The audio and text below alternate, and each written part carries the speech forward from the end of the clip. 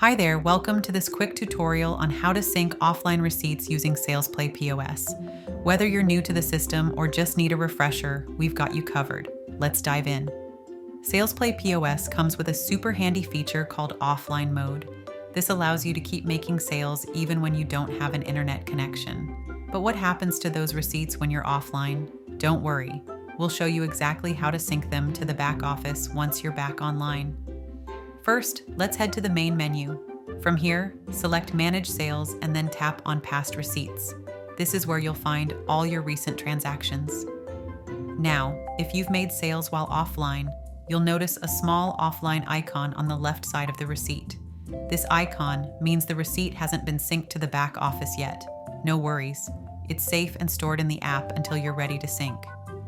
To sync your offline receipts, make sure your internet is connected or Wi-Fi is turned on. Once you're connected, simply tap the Sync Receipts to the cloud button. Watch as the offline icon disappears. This means your receipts are now successfully synced to the back office.